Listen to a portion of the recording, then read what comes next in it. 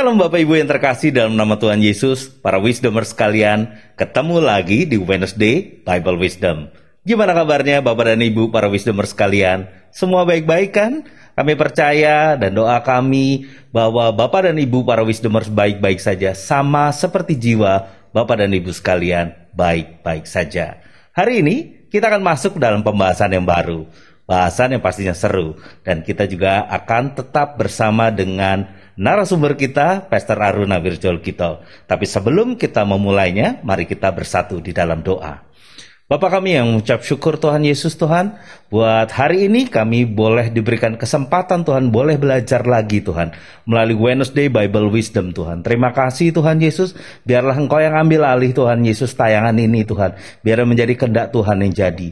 Kami berdoa Tuhan Yesus Tuhan, buat Pastor Aruna Wirjol Kito Tuhan Yesus Tuhan, yang boleh menjadi narasumber dan semua tim yang ada Tuhan, kami berdoa, biarlah Tuhan Yesus, kemuliaan hanya buat Tuhan Yesus. Terima kasih Tuhan buat semuanya. Di dalam nama Tuhan Yesus Kristus. Haleluya. Amin. Wisdomers, selamat menyaksikan.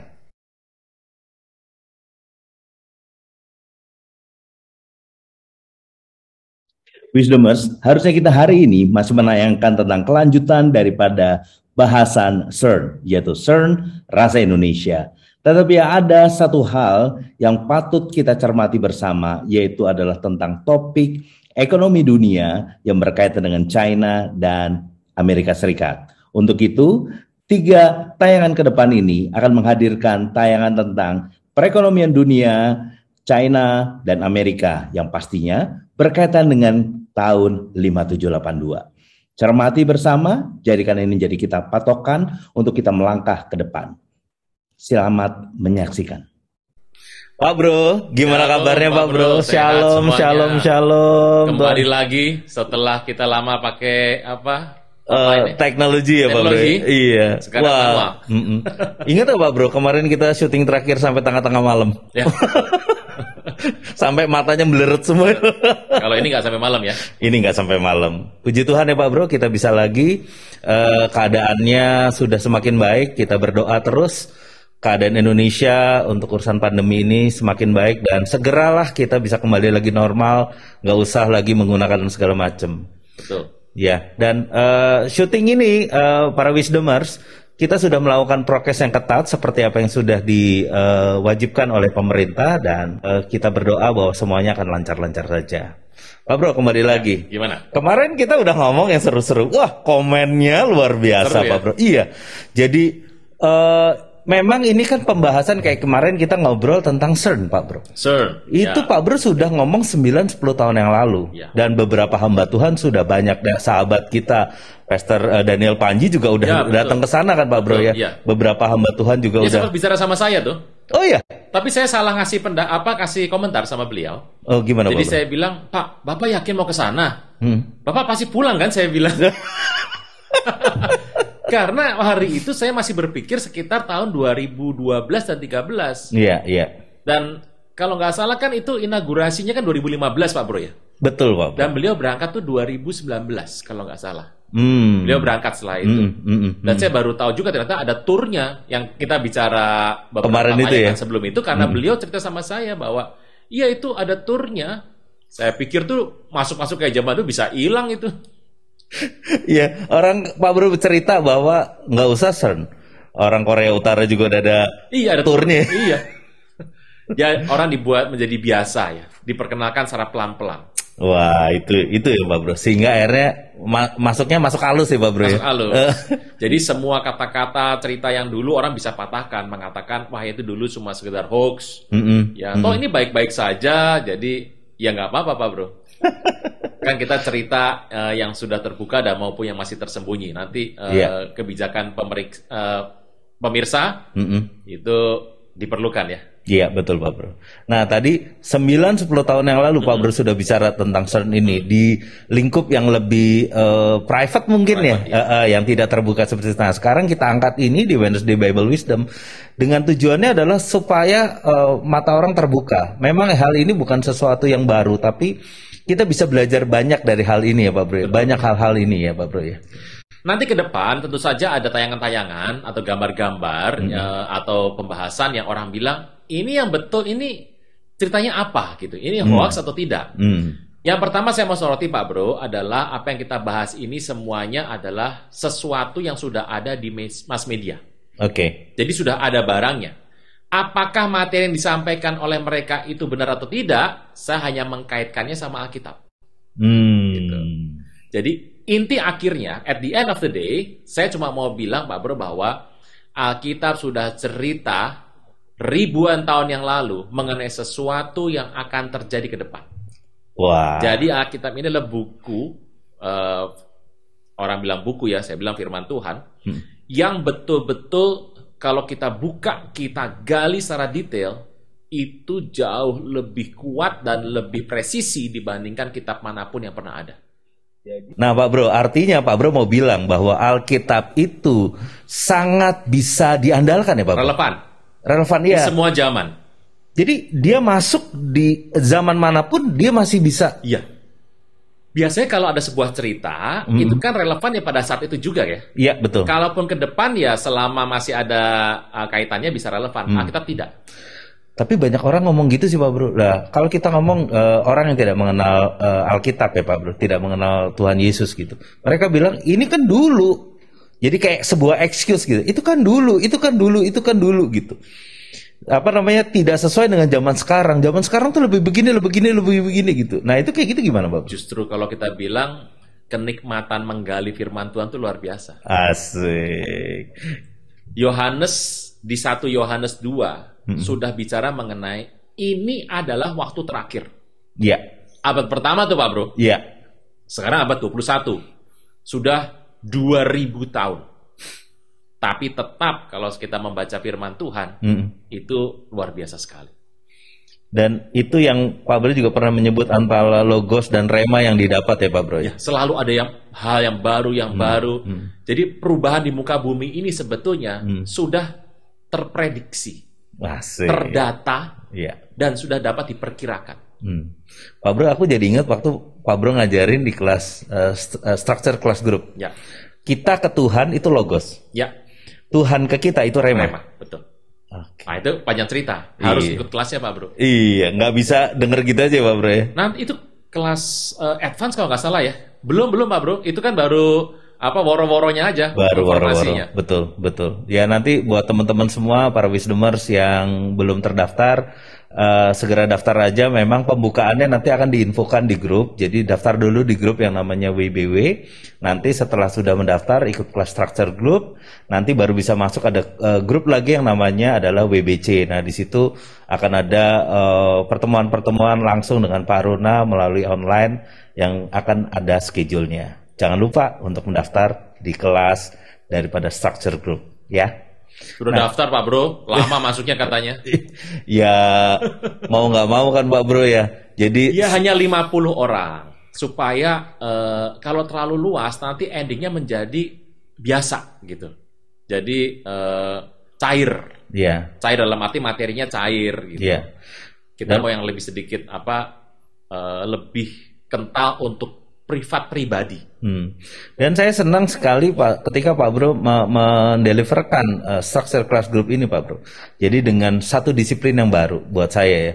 Banyak orang ke gereja telat apa segala macam. Ini kita kelas buka jam 7, lewat 7.15 udah close. Ada di mobil lagi nyupir nggak boleh ikut segala macam. Jadi maksud saya begini, memang dalam mendengar ini kayak kita tuh Pak Bro mau mengajar bahwa ayolah kamu serius untuk mendapatkan sesuatu ini.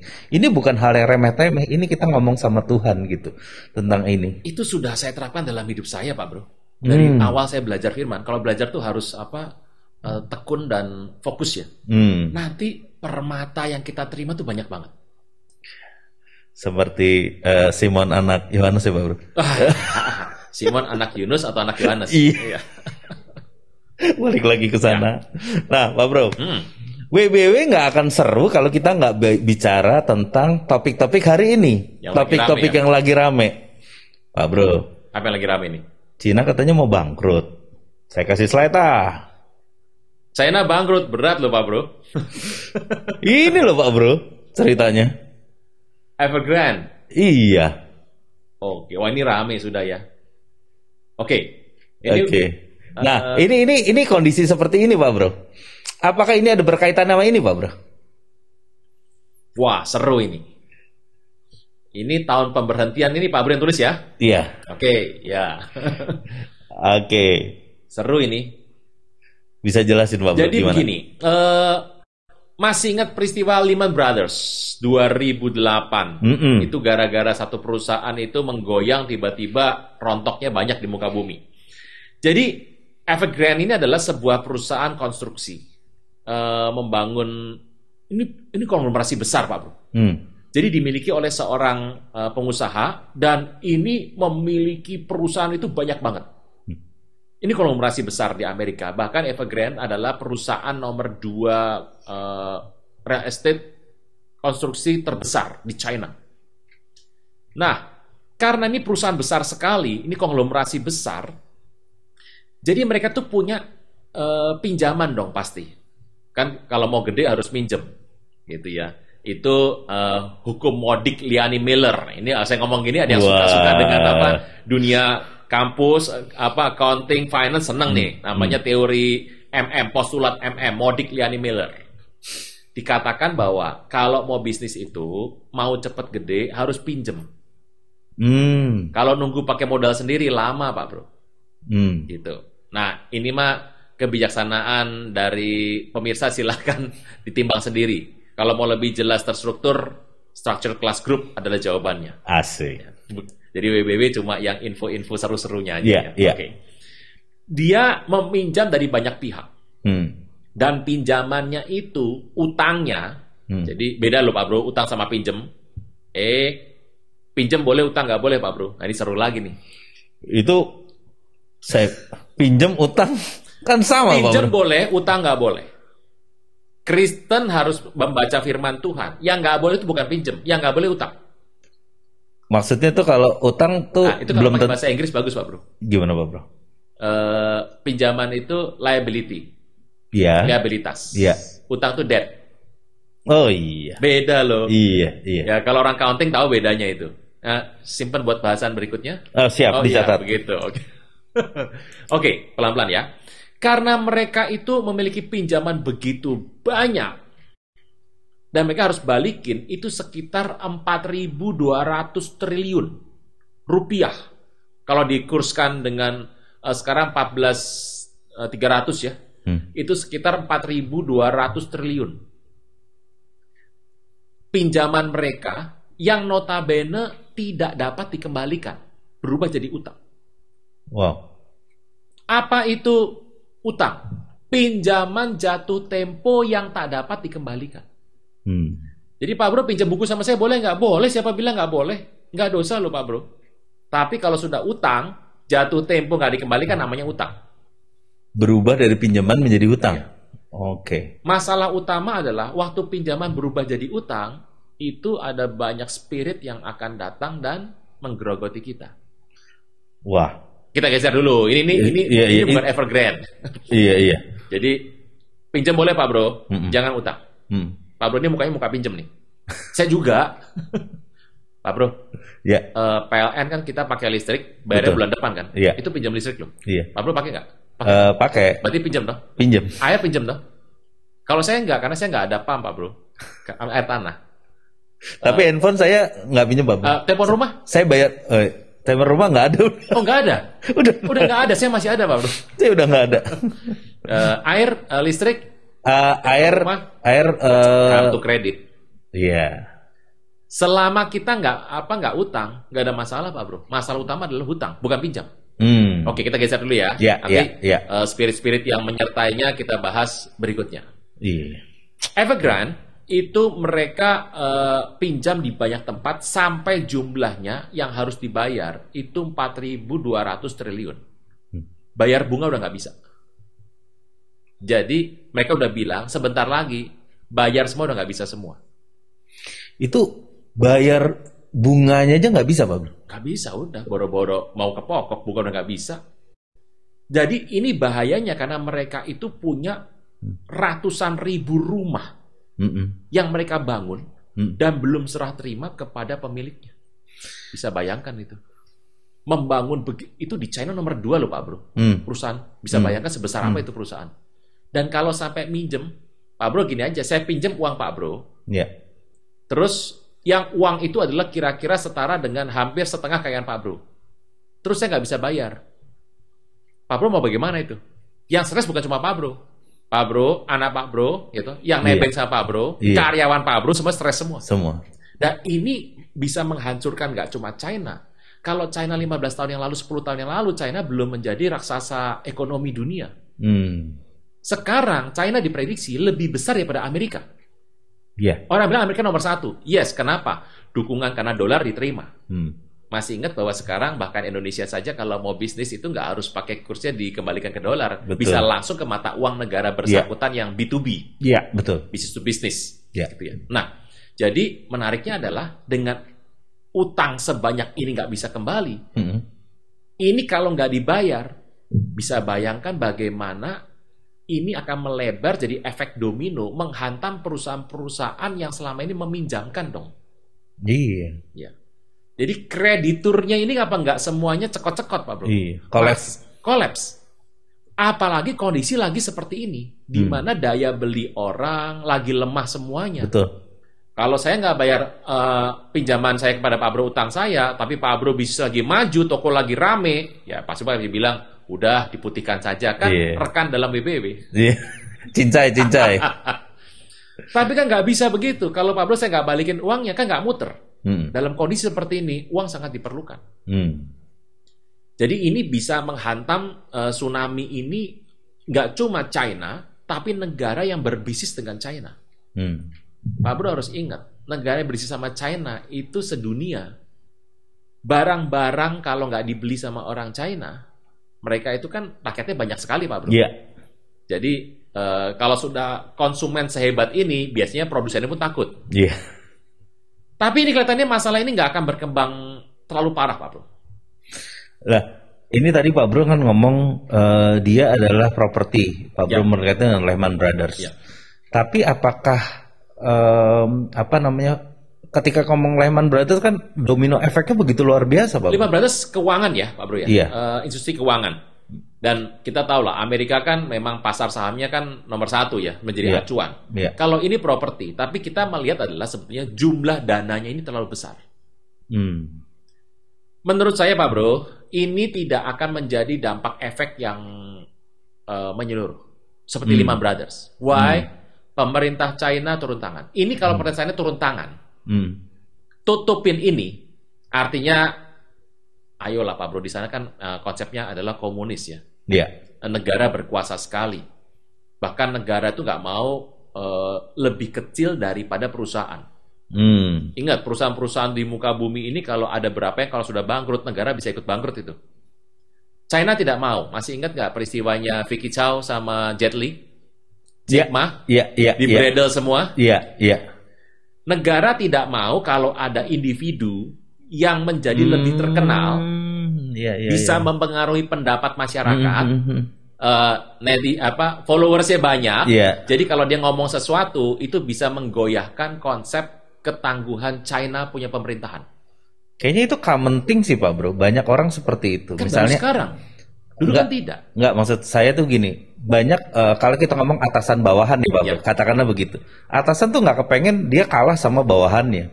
Apalagi Saul. Raja Saul.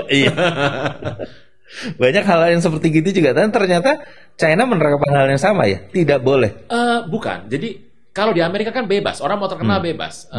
Para rapper, penyanyi, artis bisa terkenal. Dan pendapat-pendapat artis yang notabene nggak terlalu suka dengan pemerintah Amerika, itu nggak serta-merta dibredel karena ada masalah demokrasi. Tapi China kan sedang mempersiapkan mengenai sesuatu teknologi yang akan mendunia. Ekonomi mendunia. Mereka menjadi raksasa dunia nomor 1. Jadi mereka mulai menata, salah satunya adalah supaya budaya-budaya barat yang tanda kutip sejak zaman Trump menjadi musuh Amerika, tidak menguasai China. Kita tahu yang di bredel itu kan artis-artis notabene yang sebetulnya punya Hollywood, gaya Hollywood. Mereka sudah nyebar sampai ke sana. Jack Ma pertama di bredel. And Corporation ya, bisa bayangkan, Alibaba. Kemudian Vicky Zhou yang baru saja Iya. Masalah pajak pasti diutak-atik itu. Iya. Terus kemudian Jet Li. Terus sekarang dia bilang begini, semua yang tipikalnya artis yang gemulai dibredel. Karena kalau di masalah di komunis yang begitu-begitu habis semua, Pak Bro. Nah, jadi kalau ditanya apakah Evergrande akan menjadi masalah besar, belum tentu. Kelihatannya pemerintah China akan kasih ditutup, dibantu. Karena kalau Evergrande sampai menggoyang China dan dunia, apa kata pemerintah China? Mukanya mau taruh di mana, Pak Bro? Iya. Ini masalah Wuhan. Masalah kemarin kan isunya banyak ya. Iya. Di belakang ternyata walaupun musuhan, tetap aja ada kerjasama antara China sama Amerika. Merebaknya katanya waktu latihan perang. Iya. Pak Bro, ingat nggak? Beberapa bulan lalu kita ada latihan perang dengan Amerika di Palembang. Nah, saya tuh bilang gini, ini latihan perang jadi begini. Ini, tapi aman lah kalau kita aman. Kalau kita aman.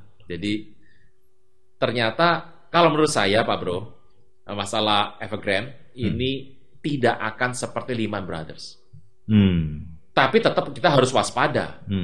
Sejauh mana pemerintah mau tutup, Pak Bro dan para wisdomer, kelihatannya menjadikan zaman sekarang itu kerusuhan ya. Itu bukan fakta, Pak Bro. Berita yang mendampingi fakta.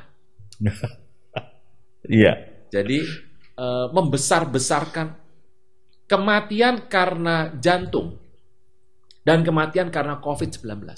Banyak mana, Pak Bro? Bahkan kematian karena GERD, gastroesophagus reflux disease, asam lambung, yang nabrak kemana-mana, dengan COVID banyak mana? Demam berdarah dengan COVID banyak mana? Tapi ingat, ini masalahnya sekarang adalah dunia digital dan dunia medsos. Bu Sri Mulyani sudah minta kita waspada. China mungkin pemerintahnya akan nego-nego banyak supaya nanti mungkin kalau dibantu berarti sahamnya akan dimiliki oleh pemerintah atau perusahaan pemerintah lain yang akan mengambil. Tapi yang pasti pemerintah agak sulit ya Pak Bro kalau mukanya harus dikorbankan demi sebuah perusahaan. Ini kalau sampai menggoncang dunia, apa kata dunia Pak Bro? Iya. Nah ini saya jadi ingat Pak Bro tadi ngomong tentang media. Apakah ini sebenarnya ada sebuah propaganda juga, berita yang ditiupkan gitu ya? Sebenarnya berita ini nggak terlalu besar, apalagi tadi Pak Bro sudah menjelaskan secara detail bahwa pemerintah dengan mudah bisa mengambil alih itu semua. Iya. Mengambil mudah sekali. Nah, tapi berita yang ditiupkan kok kayaknya sesuatu yang besar. Tapi tadi yang slide yang saya kasih beritanya dari CNN, dari CNBC semua. Amerika dong selalu. Nah, itu yang saya mau bilang, apakah ini kayak zaman dulu Pak Bro perang dingin terus ya. ditiup-tiupkan. Apapun Soviet bikin apa? Film James Bond pun mesti Soviet semua ya? Iya. Saya tuh pernah nonton satu dokumenter Pak Bro. Iya. Ada satu pembalap mobil itu marah sama junior yang baru naik. Dan satu ada manajernya, dia ngomong gini, kamu asal tahu, Lion itu tahu ketika dia tahu ada Lion muda yang siap menggantikan dia, dan dia merasa terganggu dengan teritori dia. Oh betul. Jadi kayak wah sebelum lu ini hajar dulu aja. Semua komunitas Lion yang melahirkan Lion jantan akan dibunuh oleh Lion pemimpin. Gitu. Sampai nanti dia sudah mulai tua, akan muncul Lion baru lagi. Nah, Amerika kan selalu bilang bahwa dia adalah negara adidaya, negara yang begitu luar biasa. Nah, ketika kemarin katakanlah Indonesia dengan shifting, dengan menggunakan yuan dalam perdagangannya langsung dengan China, itu kan akhirnya mengurangi kekuatan daripada dolar kan Pak Bro? Ya. Dan menggerogoti Amerika tentunya. Kita sampingkan dulu 5782 Pak Bro ya tadi ya. Nah, Amerika punya utang itu kepada dunia 400.000 triliun. Ya. Tadi 4.200 triliun yang apa Evergrande. Kalau yang ini 400.000 triliun. Itu Oktober nanti Pak Bro. Ini Ini tayangnya nggak tahu kapan. Ini hari ini kan September akhir ini. Oktober harus bayar Pak Bro. Sudah mulai harus bayar. Oh iya, by the way ini tayangnya Pak Bro karena ini adalah hot issue. Kemarin kan harusnya kita mau tayang lanjutan dari CERN. Oh, CERN ya? Kita potong dulu ini Pak Bro, karena ini beritanya udah lebih update. Nanti CERN-nya kita bisa geser lagi. Oke, jadi Amerika itu punya Oktober nanti itu akan harus jatuh tempo. Bayar bunga udah nggak bisa. Nggak usah bayar bunga. Dari dulu nggak pernah bisa. Dari dulu tidak pernah bisa Amerika itu bayar. Kan di belakangnya ada yang memang mengontrol begitu Pak Bro. Tapi saya nggak bisa ngelihat ini sebenarnya cetak uang terus bener apa tidak ya? Mantan gubernur Bank Sentral Amerika, The Fed, perempuan pertama, yaitu ada Janet Yellen. Saya ini kalau dengar Janet Yellen ini kaget Pak Bro, karena dulu waktu saya sekolah ini, suaminya punya tulisan. Semua tulisan hebat itu produksi suaminya. Wow. Jadi suaminya ini ahli riset finance dunia juga. Itu sudah mengajukan untuk supaya batas hutang itu dinaikkan. Gitu. Ya, DPR nggak mau tuh Pak Bro. Karena beresiko ini akan menggoyang Amerika. Jadi bagaimana Amerika akan menyelesaikan utangnya? Pertama ya minta pengampunan. Biasa tuh. Tapi orang ngutang tapi galak tuh ya Amerika ini. Sering ketemu nggak dulu ya? Kalau di lapangan sering ketemu nggak Pak Bro? Iya. Orang utang lebih galak. Iya. Nah ini satu. Mereka cetak uang terus. Tapi karena mereka punya aliansinya kuat sekali Pak Bro. Aliansi ini yang membuat mereka tetap bertahan di puncak. Tapi kalau saya bilang, secara ekonomi ini sudah bukan cuci darah lagi. Hidup dengan yang namanya peralatan cuci darah ini. Cabut pasti rontok. Tapi kan aliansinya banyak, Eropa, Kanada, Australia, itu kan aliansi mereka semua, belum Asia-Asia seperti Jepang. Jadi kalau mau dibilang kita harus lebih waspada bukan sama Evergrande, tapi kepada utang Amerika yang segini besar. Gitu. Pak Bro sebentar, ini lebih baik kita biar lebih jelas nih sama Wisdomer, kita lihat gambar biasa. Wah, siap. Asik. Flip chart digital. Itu daripada ngobrol gini. Ya, jadi kita tadi ngomong soal Amerika ya Pak Bro, saya urutkan lagi ya. Jadi sebetulnya kalau kita lihat yang namanya utangnya USA Amerika, itu sekitar 28,4 triliun USD. Oh, bukan rupiah nih Pak Bro, USD. Oh, lah kalau rupiah aja sudah nggak tercapai nih Pak Bro, apalagi.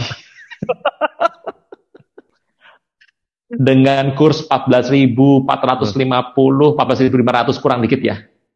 Sudah 400.000 triliun.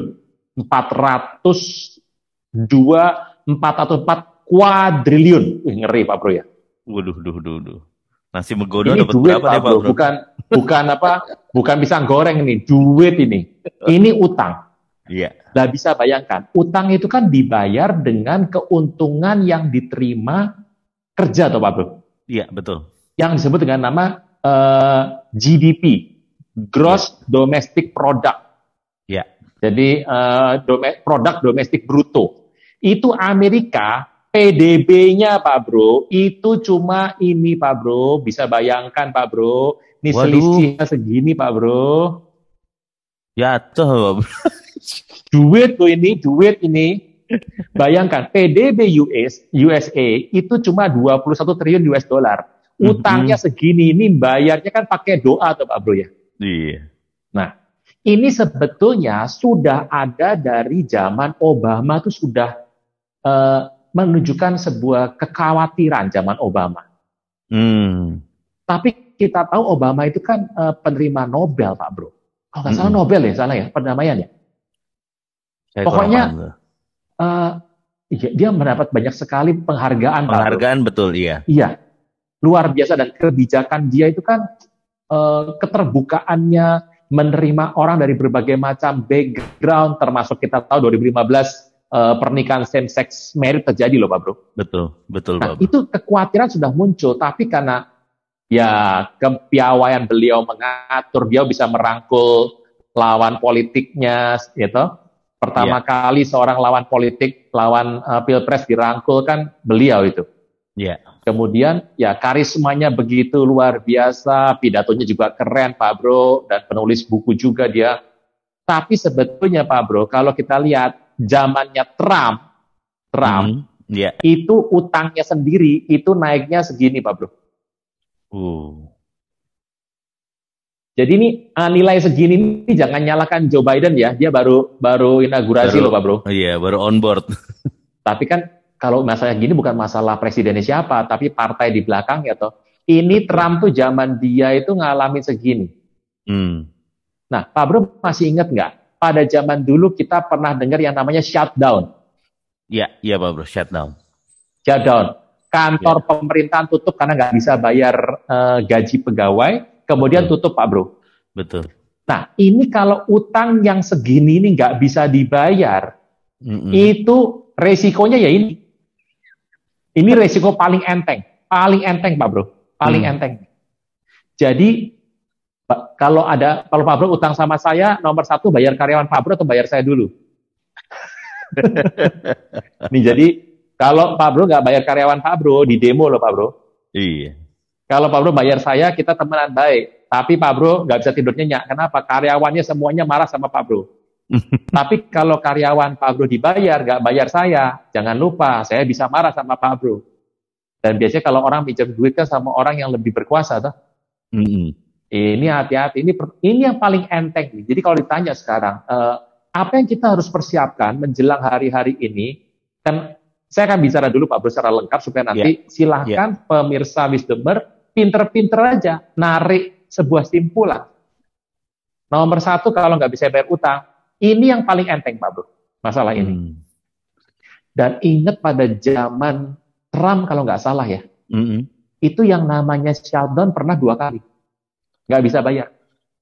Tapi saya tuh nggak terlalu ini loh Pak Bro, kayaknya beritanya nggak yang gimana itu. Apakah saya miss gitu? Oh, zaman itu belum ada WBW. Enggak, tapi impact-nya gimana Pak Bro? Kita lagi asik ngembangkan gereja Pak Bro. Cabang banyak, pelayanan sampai ke bangsa-bangsa. Saya juga keliling waktu itu, ya toh. Saya dengar, cuma saya nggak banyak bicara di mimbar. Ngapain juga bicara mimbar begini? Kalau WBW kan tiap minggu bersambung terus. Nah, kalau habis mimbar ngomong gini, kan nanti para jemaat ngomong gini. Senin sampai Jumat Pak, saya sudah stres kerja, masa minggu dikasih begini lagi. Satu, shutdown Pak Bro. Kita tidak bahas bukan berarti nggak ada Pak Bro. Iya. Satu Bro. Ini shutdown ini nomor satu Pak Bro. Ini yang paling enteng. Ini nomor satu paling enteng. Nah, itu non enteng. Sip. Nomor 2, kalau ini sudah kondisi begini, nah ini tanggal 20 Oktober Pak Bro, jatuh temponya. 20 Oktober ini Pak Bro? Iya. Wah, ini itu... tanggal 1 nanti kesaktian Pancasila dulu, kemudian RRC akan kemerdekaan tuh. Iya, tanggal 1 sama tanggal 11 Pak Bro, Oktober tuh yang paling penting Pak Bro. Oh ya, itu catat baik-baik, jangan dibocorkan. Itu urusan. Jangan dibocorkan. Jangan dibocorkan, udah. Penting itu urusan. Nah, ini bayarnya tanggal 20 Oktober ini. Bayangkan tersisa waktu nggak sampai sebulan lagi loh Pak Bro.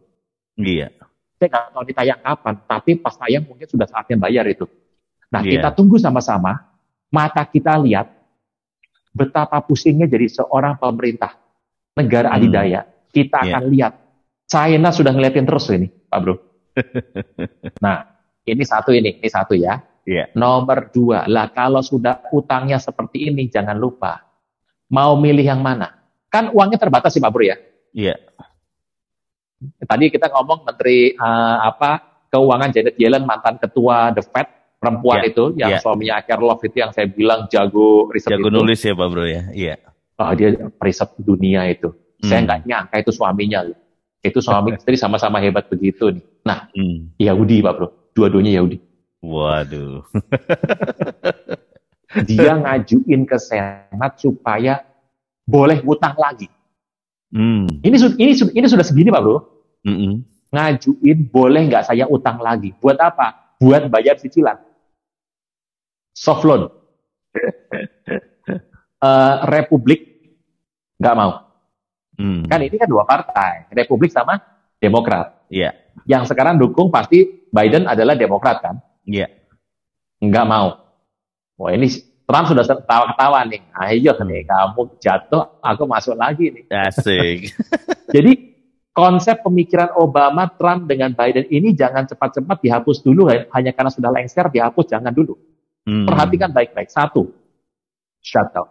Kalau shutdown, Anda nggak bisa ngurus visa ke Amerika.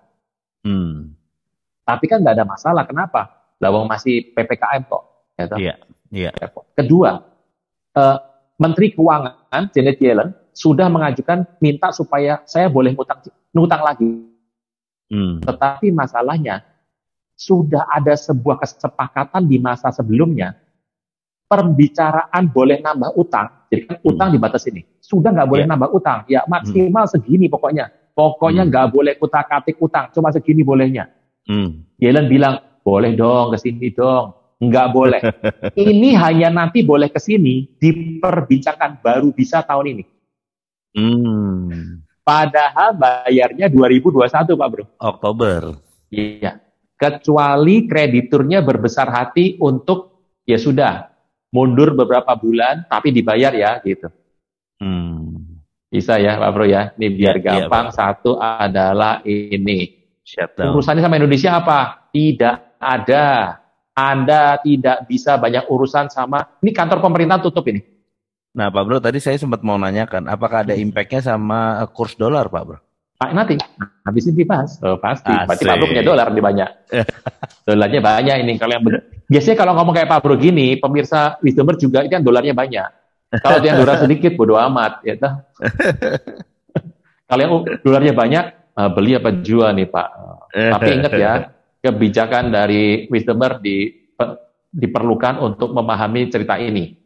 Apa yang saya ngomong ini, termasuk nanti Anda harus beli dolar, atau Anda invest dolar, atau Anda jual dolar, itu hanya short term, jangka pendek sekali, Pak Bro. Iya. Oke, shutdown. Nomor 1, batas utang.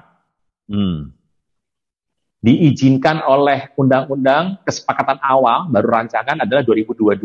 Makanya Janet Yellen minta kami izinkan, teken dong, supaya teken boleh naikin utang. Republik nolak teken. Demokrat mau teken. Walaupun sebetulnya kalau diadu menang Demokrat ya, tapi tipis menangnya. Jadi nggak rela lah. Gitu. Iya. Nah kalau udah gini kan untung ya Republik toh disuap biasanya. Iya. Ya kalau mau kan belum tentu mau kan orang-orang terpelajar dan orang-orang berintegritas nggak mau disuap Pak Bro. Iya. Iya kan gitu. Ya ini 2 ya batas utang. Iya ini. Pak Bro. Iya. Nah kalau sampai nggak dapet Pak Bro, nggak dapat utangan baru, sekarang boleh pilih. Uang yang ada mau dipakai buat bayar karyawan. Kedua, membayar jaminan sosial para manula. Para manula kan duitnya kerja seumur hidup. Duitnya diinvest dong.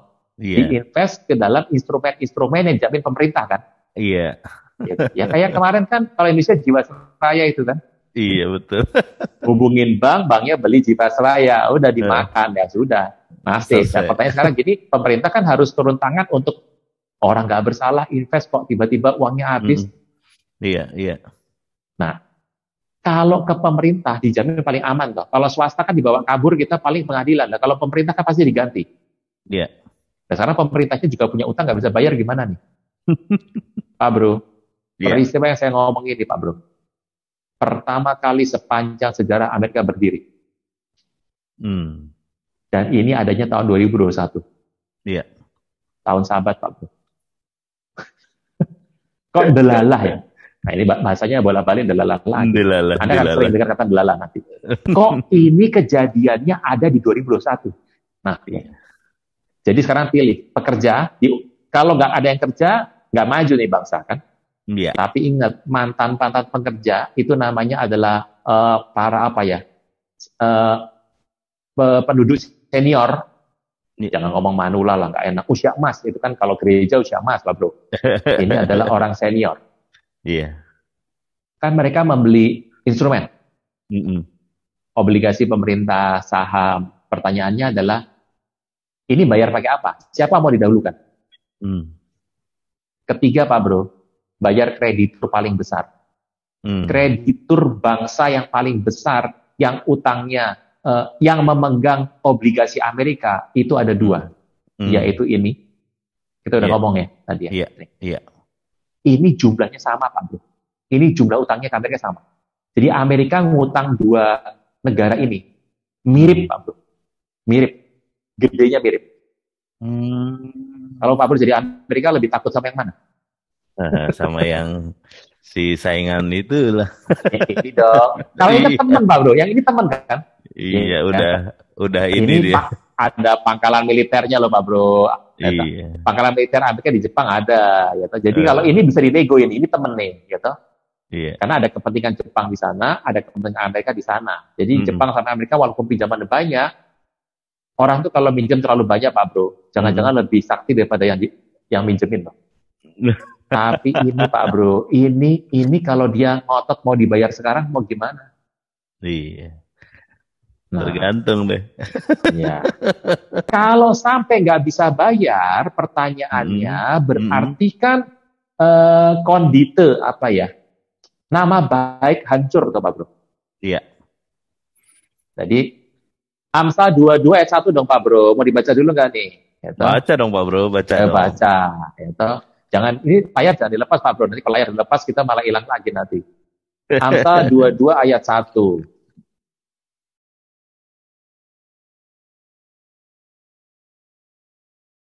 Wisdomers yang terkasih di dalam nama Tuhan Yesus Kristus.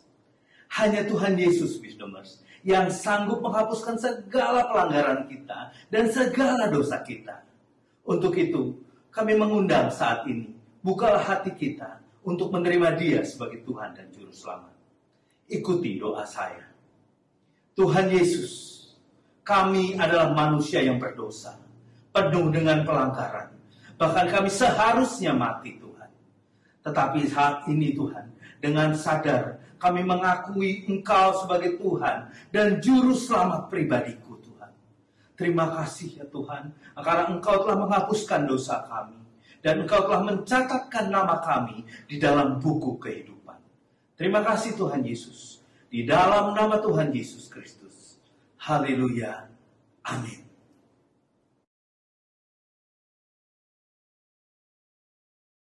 Terima kasih Anda telah mengikuti Wednesday Bible Wisdom pada hari ini. Kami mengajak Anda untuk berdoa, menyembah Tuhan, dan mendengar pesan firman Tuhan dalam acara Ku Menyembah via Zoom setiap hari Senin sampai Sabtu pukul 5 pagi. Berikut adalah informasi meeting ID dan passcode Zoom. Ibadah minggu tetap dapat Anda ikuti secara online melalui YouTube channel BBI Kebon Sirih. Untuk ibadah online minggu ini, pada hari Minggu, tanggal 3 Oktober 2021, ibadah akan dimulai pukul 6 pagi. Pesan firman Tuhan akan disampaikan oleh Pastor Robin Ong. Ibadah dapat dilihat setiap saat setelah waktu penayangan. Kami kembali mengajak Anda mengikuti GBI Kebon Sirih Wednesday Bible Wisdom pada hari Rabu, tanggal 6 Oktober 2021, pukul 6 pagi. Bersama Aruna Wiryolukito dan host Vino Pramudito. Acara ini dapat dilihat setiap saat setelah waktu penayangan. Persembahan umum, syukur, dan persepuluhan dapat Anda berikan melalui QR Code berikut ini. Scan QR Code yang tertera di layar, dan langkah selanjutnya dapat mengikuti proses yang tertera di aplikasi e-payment Anda. Persembahan melalui QR Code tidak dipungut biaya apapun. Persembahan umum, persepuluhan, diakonia, dan bantuan COVID-19 dapat Anda transfer ke nomor rekening berikut ini.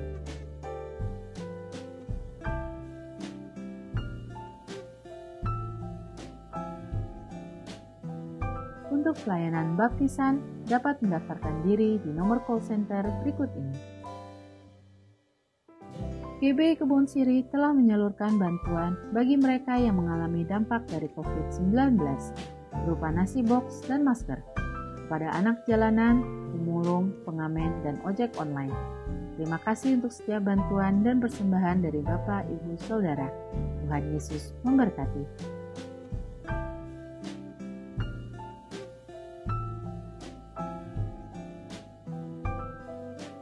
Demikianlah News Flash hari ini. Tuhan Yesus memberkati.